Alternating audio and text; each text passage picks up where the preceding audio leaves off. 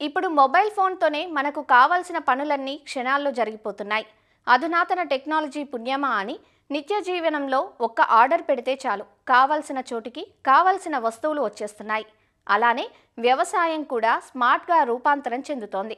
మీరు అమెరికాలో ఉన్నా లేదా ప్రపంచంలో ఎక్కడున్నా అక్కడి నుంచి మొబైల్ను ఆపరేట్ చేయడం ద్వారా ఇక్కడున్న పొలాలకు నీరు పెట్టుకోవచ్చు. దీన్నే స్మార్ట్ ఇరిగేషన్ అంటారు. స్మార్ట్ ఇరిగేషన్ ఎలా పనిచేస్తుందో, కావలసినంత నీరు కావలసిన సమయంలో ఎలా పెట్టుకోవచ్చో హైదరాబాద్ రాజేంద్రనగర్లోని ఒక ప్రైవేటు సంస్థకు చెందిన శాస్త్రవేత్త జి సంతోష్ కుమార్ ద్వారా తెలుసుకుందాం.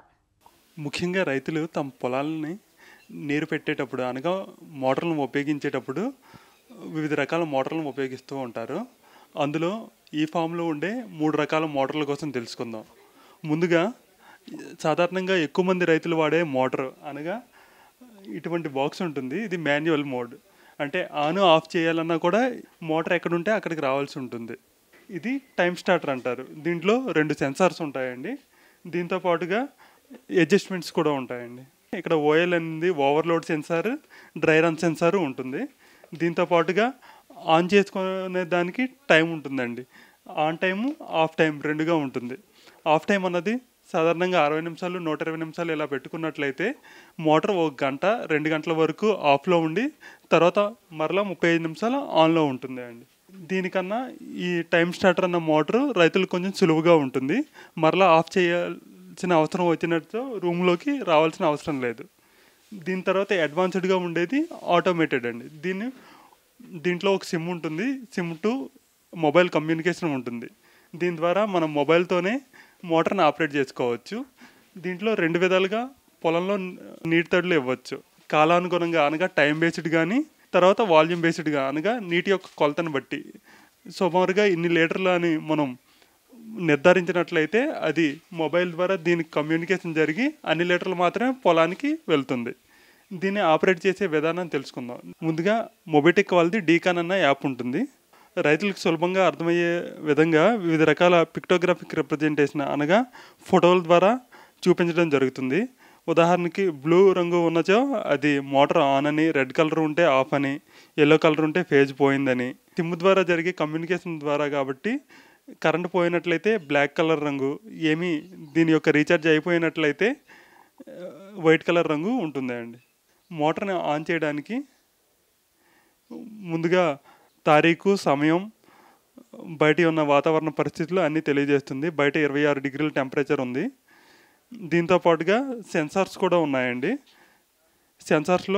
సెన్సార్ యొక్క రీడింగ్ చూపిస్తుంది. సెన్సార్లో 2 రకాల సెన్సార్స్ ఉంటాయండి. నేల యొక్క తేమ మరియు నేల యొక్క ఉష్ణోగ్రతను తెలియజేస్తుంది. పొలం మొత్తం 11 భాగాలుగా విభజించబడింది. మనం ఏ భాగంలో మన పంట యొక్క అవసరాలకు అనుగుణంగా ఆ భాగంలో మనం వాల్వ్ని సెలెక్ట్ చేసుకొని, ఇది టైం బేస్డ్ అండి. జనరల్గా 15 నిమిషాలు మోటార్ ఆన్ చేస్తున్నా. మోటార్ ఆటోమేటిక్గా ఆన్ అయ్యి 15 నిమిషాలు పూర్తయిన తర్వాత ఆటోమేటిక్గా ఆఫ్ అయిపోతూ ఉందండి. దీంతో పాటుగా ఇది వివిధ రకాల సెన్సార్స్ని కలిగి ఉంటుంది. డ్రై రన్ సెన్సార్ అనగా మన వాటర్ యొక్క ట్యాంక్లో నీళ్లు పూర్తిగా అయిపోయినట్లయితే మోటార్ ఆటోమేటిక్గా ఆఫ్ అయిపోతుంది. పవర్ ఫ్లక్చుయేషన్స్ కానీ, ప్రెజర్ ఫ్లక్చుయేషన్స్ కానీ ఏమైనా ఉన్నట్లయితే మోటార్ తానుగానే తొందరగా ఆఫ్ అయిపోతుందండి. మోటార్ ఆటోమేటిక్గా అదే ఆన్ అయింది, మన ప్రమేయం లేకుండానే.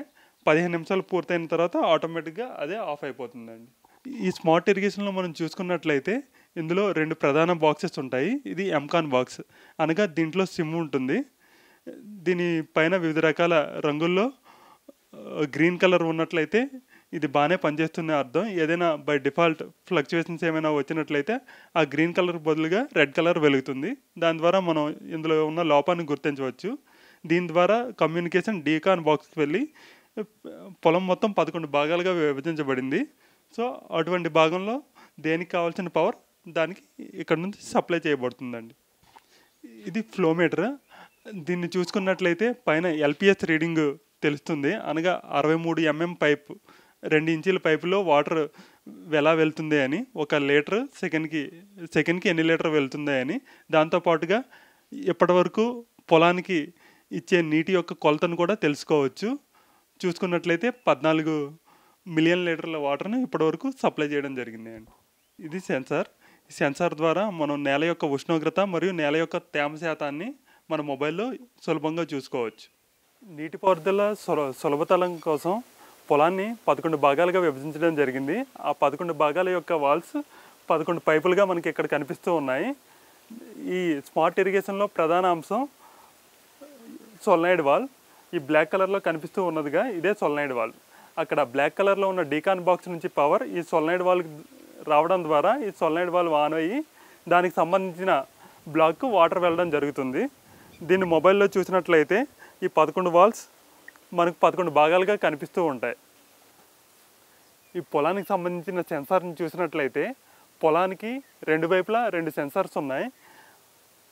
కనిపిస్తున్న సోలార్ ప్యానెల్ ద్వారా నేల యొక్క తేమను మరియు నేల యొక్క ఉష్ణోగ్రతను మనం మొబైల్ ద్వారా సులభంగా తెలుసుకోవచ్చు.